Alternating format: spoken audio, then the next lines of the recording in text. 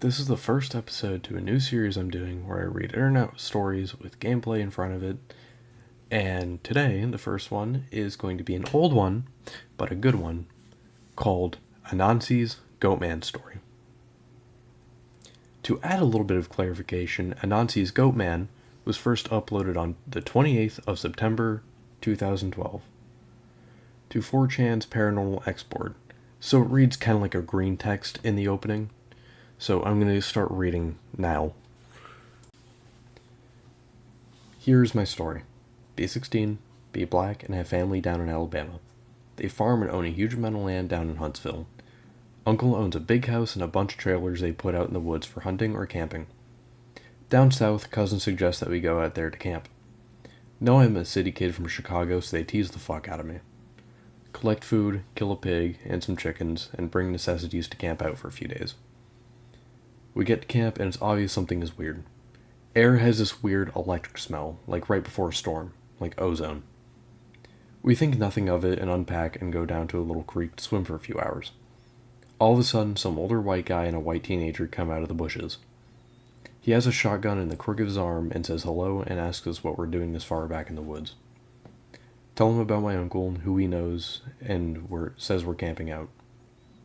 He tells us we need to be real careful out here and stick together because there's a big animal in the woods. His son, who is my age, asks if he can stay and hang out with us. He says okay.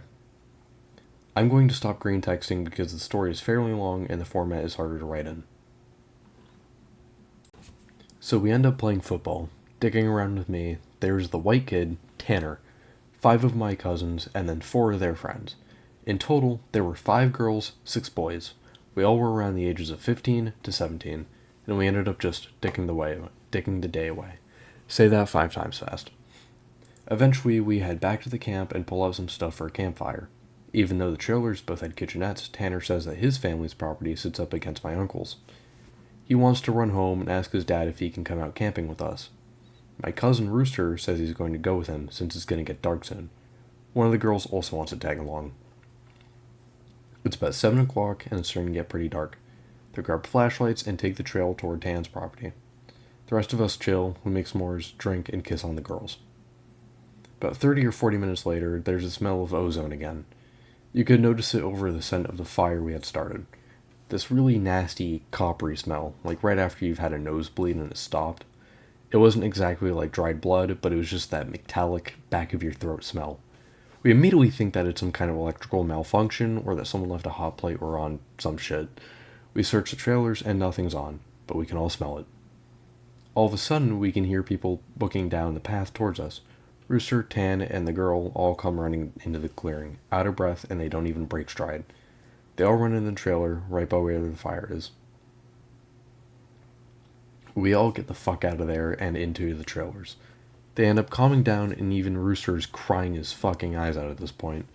All the while, the fire is guttering lower and lower. So my cousins say fuck it and are about to go outside to get the generator out of a shed between the trailers. Tanner goes, fuck no, lock the front door. Ain't nobody else going outside. He's been crying too. His eyes are bloodshot and puffy, and his pants are dirty as shit. He goes on to tell us that they went up to his house. His father said sure, he could go out camping, but to make sure they were careful on the way back, and that maybe they should take one of the hunting rifles, just in case. Evidently, Tanner had seen something in their yard, a few days before. One of their pigs had been ripped up and half eaten. They assumed it was just some big cats or coyotes, even though they don't usually fuck with live animals.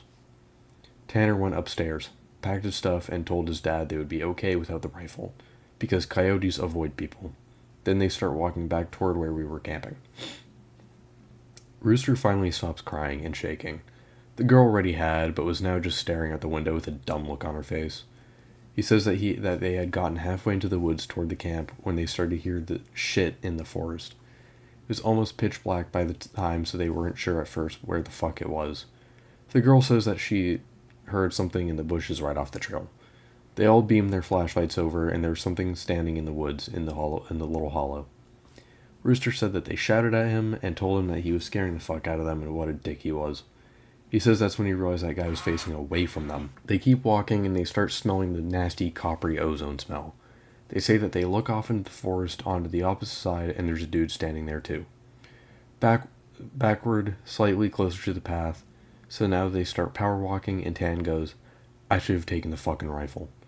As they're telling their story, the smell's still super strong, even inside the cabin. They say that after they started walking faster, a kind of low gibbering had began coming from both sides of the woods.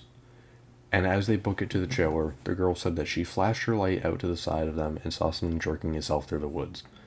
The gibbering just got louder and louder, and when they could see the light from our campfire, something had come out of the woods about 40 yards behind them onto the track. Then they just flat out ran as fast as they could to the trailer. So we're out of the fucking woods, and we're assuming at this point it's just some rednecks or some shit trying to fuck with us. All of a sudden, my other cousin, Junior, starts going on about how he went to school with a native kid who was telling him about the Goatman, or some shit. We probably tell him to shut the fuck up because we don't need any spooky talk right now. But he just keeps going on and on about how it's the fucking Goatman and how we're in his woods and blah, blah, blah. Now, at the time, I had never heard of this Goatman or any of that. But then a couple years ago, the year before I graduated from college, I had met him for a roommate. And I ended up asking him about it. And to sum it up, it's basically a fucking man with the head of a goat. And he can shapeshift and get among groups of people to terrorize them. It's also supposed to be some kind of Wendigo. It's a bad mojo to even talk about, and even worse if you see it. Keep in mind, I didn't know this was back when I was 16, so my cousin is going, the goat man's gonna come and fucking get us. The girls are all terrified, and my cousins and I are fucking trying to figure out what it is, or if it's just some hillbillies or an animal. All of a sudden, the smell just goes away. To this day, I haven't even experienced something like it. Obviously, the smell fades away, or lessen, but it was there 1 second, and then not the next.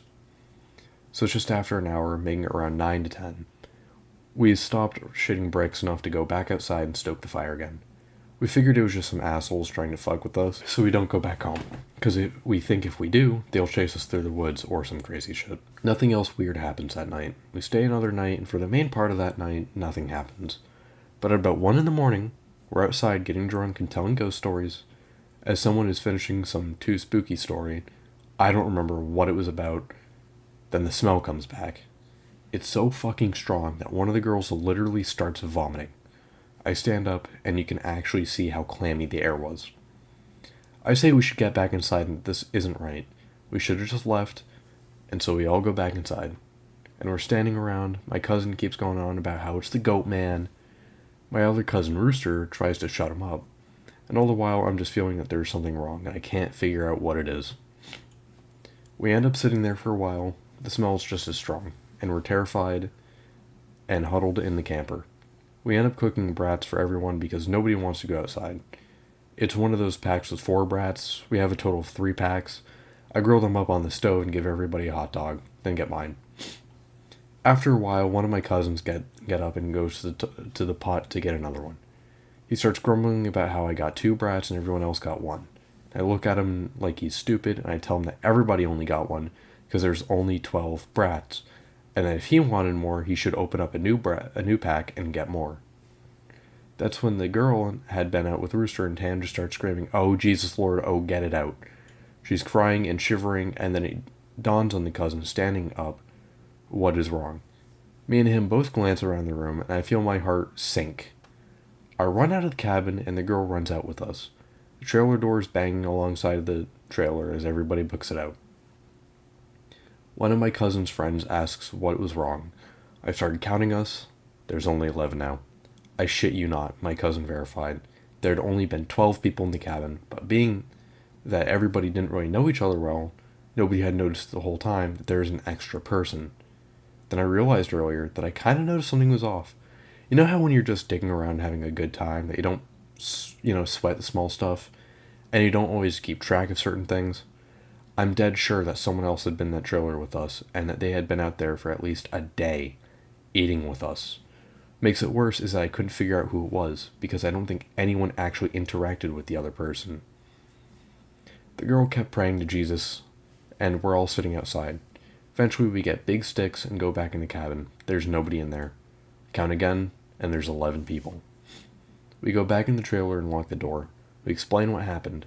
The girl says that she realized too, and that she was about to say something.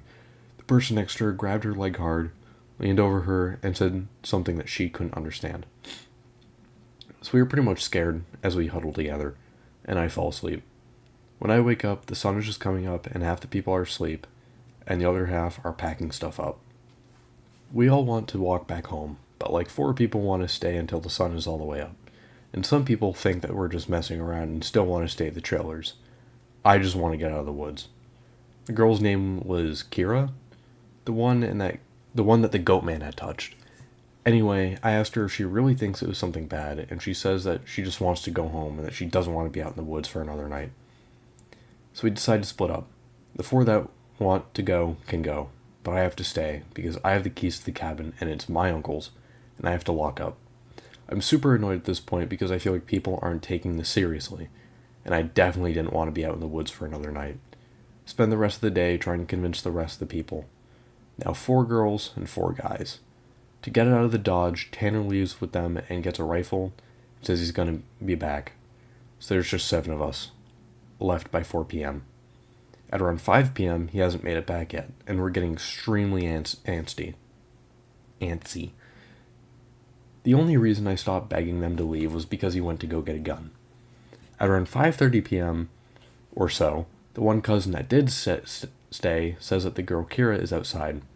We all look outside, and sure enough, she's standing by the fire pit with her back to the cabin. I'm thinking to myself, if she was so scared, why would she come back? And then I get this nasty feeling in my gut. Keep in mind, the whole time the coppery smell has been gone. Now I realize I can just smell a twinge of it. I say this to the rest of them. Everybody, and these are the people that wanted to stay in the woods after we had the Goatman in our midst, is laughing at me and asking if I set this up to scare them. I'm looking at them like, I'm not fucking bullshitting you at all right now. I ask them why I would play like that. So one of the girls goes outside to get Kira. She gets halfway to her and stops cold. Kira starts leaving. I don't know how to describe it. Sort of like someone with their back turned was laughing without usually making a sound. It was this fact that made me realize that there was no sound in the whole woods. It was dead silent. This was like late September, so it's fairly hot at the time, but super chilly some days too, and you could usually hear big geese honking or some kind of birds or squirrels chit-chatting. I step out of the door and tell the girls to come back into the trailer right now. She backs up into it, and we lock the door. We pull down all the shades except one, and put a guy there in a chair to watch, in quotes, Kira. She stands there for another 20 minutes or so. Eventually the guy turns to say that she's still there, and there's a huge bang on the door. We all jump up and scramble around the living room of the trailer. The banging is super loud. My cousin is holding one of the girls, the other 2 are kind of giggling with nervous laughter, and the other 2 guys are shitting bricks. Then we hear Tan. He's screaming, "Let me the fuck in, stop fucking playing." We go over to the door and open it. He stumbles in with a rifle. There's nobody else outside. Evidently, he walked up to the campsite. Nothing weird happened in the forest, but he had seen a girl. Mind you, he said it was not Kira standing there. When he had gotten to the edge of the clearing, she had turned toward him with a slack-jawed look and just stared at him down, slowly tracking him as he walked around the outside of the clearing towards the camp. He said it wasn't until he was halfway to the trailer that he realized she was getting closer to him. She had started off by the fire, and without him even seeing her move, she had been turning. Inching closer, he said that he just ran the rest of the way back to the cabin, thinking it would open. When he got to the door, it was locked. He turned, and he was half the distance to the door. He looks around the room, then he gets super pale. He pulls me to the side and whispers in my ear, "You know there are only 7 of us in here, right?" I get that feeling when your stomach drops to your nuts. I had been back inside the trailer while we were sorting out who was going where, and then when we all went outside to talk earlier in the day, I just slipped right back in. We all looked out the window and there was nobody there, so we recount. And I go over and ask how many people were here tonight, and everybody says 8. I say, well, how many are you in here now? They all do the count, and they realize there's only 7 people in the cabin. Tan had brought back a couple boxes of ammo and his rifle. His dad had told him that there was some kind of animal in the forest because he didn't think he would believe him. If he said it was the Goatman, he said his He says that his cousins is supposed to be coming down in a few hours, and that in the morning we can all go back to his place and his cousin will drive us home. Now, I'm really terrified, but at least I feel better because we can be American and shoot it, or whatever it is. But then my cousin gets into this huge argument with one of the girls because she thinks that I'm trying to be funny and prank them. She's getting really scared and thinks I'm not funny. He keeps telling her that I'm not that kind of person. And she says, well, how do we know the girl wasn't just Tanner in a wig? Or if it's just really the Goatman, how do we know that this thing is real? Tanner and that Goatman just didn't kill Tanner in the woods and take his gun. So we get into this huge argument about this, where me and Tanner we could seriously be in danger, because at the very least, someone has been sneaking themselves into our trailer without us knowing and mingling with us. And at worst, something bad is in the forest messing with us. One of the girls is crying and saying that she doesn't want to go right now, and we're trying to tell her that we shouldn't because none of us are walking through the woods in the middle of the night. At this point, the sun is starting to go down, and it's getting a little cloudy out. We eat something and turn on the radio for a while. But we can't really get a station out there with anything decent. So we turned off about this time that Tan's cousin shows up. He was 19, I think. Now the sun is just barely over the horizon, and he has one of those heavy-duty lantern flashlights and another rifle. He walks up to the trailer and he whispers to Tan, asking if he's sure that's his cousin. He says yes. The guy looks behind him all around the camp, then walks in. Kind of glances at us, and then looks a little confused. Then he says, where's your other little buddy at? I figured she would meet up at the cabin. Is she slow or something? He also asked whether we had been cooking blood in the cabin because it smelled like blood in hot pans all the way up the trail. We were all like, nope. We ask him what it is and what he's talking about with the girl he saw. He had come down the same trail Tan had been using and found one of those Yos guy's buddies. Well, I read that wrong. One of Yo's guy's buddies, standing in the middle of the trail, looking back at him slack-jawed. He had asked her a bunch of questions, but all she did was just look at them. Then she smiled and he said he kept walking. She couldn't seem to keep up with him and kept lagging a little behind. He said he asked her if she was hurting or something and if she needed any help, but she had continued to stare. Eventually he turned around, abandoned the trail. But when he went back to see if she was okay, the trail was empty. He assumed she had taken some shortcut through the woods to our trailer. We tell him the whole story about what's been going on. I half expect him to say that we're full of shit, but we just listened and then sat down on the couches in the living room. Tanner's cousin gets back to the girl. He says that when she had been trying to lag behind him, it had kind of weirded him out, so he tried to keep her in front of him, but no matter how slow she walked, she was always lagging a little behind.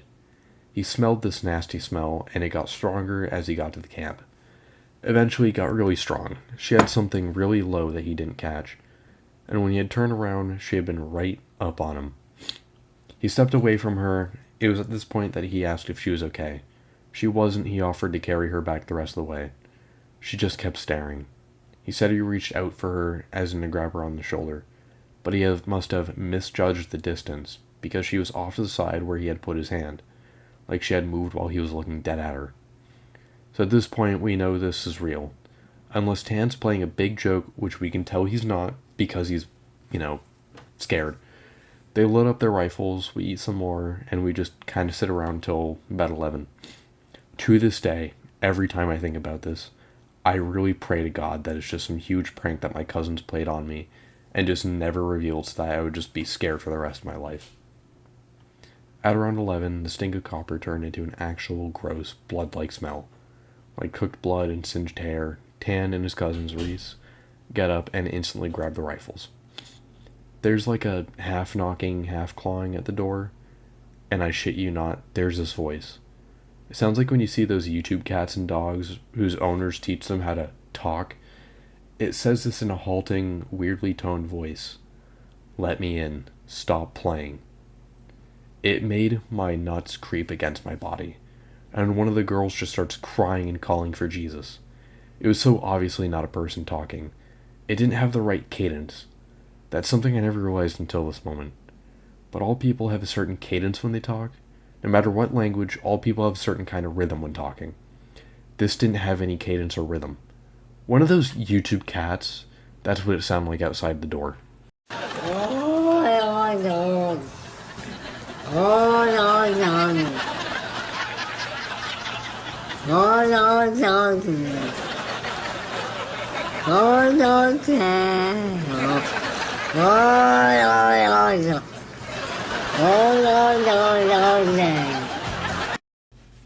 It sounded like almost just not funny. Sorry for being on a tangent, but if you just can't imagine how this sounded, then you just can't imagine how messed up the whole situation was. So now I'm in full terror mode. We keep yelling outside, "Who is it? Stop messing around, man." And just keep saying "in" or "let me in" for almost 15 minutes. Then the smell goes away for a while. And for the next hour or so, you can hear someone basically creeping around in the woods. Every couple minutes, it comes back to the door and says something. Finally, the smell fades away, and at around 2 in the morning, Reese says, "Man, screw this," opens the door and walks outside with his rifle. He fires a shot into the air and says something to the effects of, "In the name of Jesus Christ, go away." He fires 2 more times, and then from the woods, right up against the river across from the shower.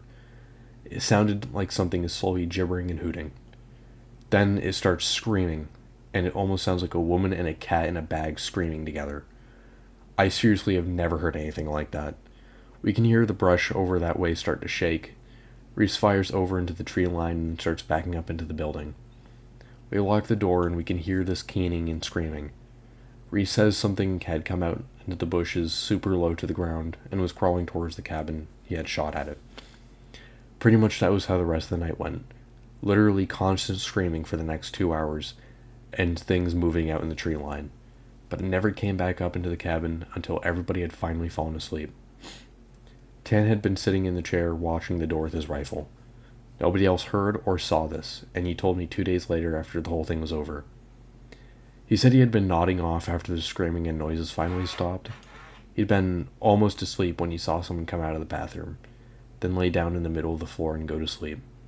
He just assumed it was one of us and the guy had nodded off. Then he said he kind of realized something was wrong, and while pretending to be sleeping, he counted us. There were 9 people in the cabin. He didn't want to try and shoot at the thing and have it kill us all then and there, or have Reese wake up and start shooting and us kill ourselves. So we just stayed awake all night, pretending to be asleep.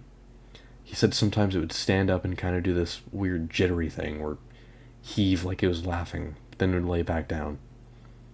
The story closes pretty weak, because from my perspective, nothing happened. When we woke up, I noticed Tan was a little jittery and that he had been avoiding looking at all of us. But we ate some breakfast, packed up, and started walking to his house. He stayed last in the cabin and said he'd lock up and bring me Michael's keys. He told us just to start walking that he'd catch up, which I didn't really want to do. We got a little bit up to the path, and when he came running down, we just jogged back to his house. His cousin took us home. There was a window in the bathroom. Tan had gone back to lock up and looked into there. We were too stupid to lock a screenless window, and it was messing up when he went in there. I'm guessing it had been doing that all along, waiting for us to fall asleep or slip up and then get in among us. It walked with us all the way back to his house, and then he said it lagged to the back of the group and looked him dead in the eyes before walking into the woods. And so that is the end of Anansi's Goatman. I had my own little issues with it a few times. I didn't really like the grammar, really. This was just a first read to the video. I had to do some takes, but something with the grammar sometimes felt like it was trying to imitate Alabama's vernacular. And I'm not from Alabama, so it's a little hard for me to really catch on, and I don't really know anyone from Alabama. But it was a really cool story. I like the whole thing of how it used the fact that no one really knew each other. You know how in The Thing, how they all knew each other enough, but not well enough for it to catch on. And so throughout the movie, they all started getting picked off one by one or just replaced. Because that's kind of happening here, where this Goatman is just slowly replacing them, but not. and they don't know each other enough, and I guess don't know how to count heads. So it was pretty easy for them not to notice that there was always one more person. Some of the logic here kind of made no sense. It's hard to explain, but something just felt off. But I feel like that was intentional because they're all 15 and 19 years old. I liked how the story ended pretty realistically, of where the goat man just looks at them while they're leaving, which it makes sense because it kind of explains everything of what the goat man is doing. It's not trying to kill them for malicious reasons. It's trying to get them away because they're in its territory. And so that is the end of Anansi's Goatman story. I might continue doing the series, but that'll be it for now.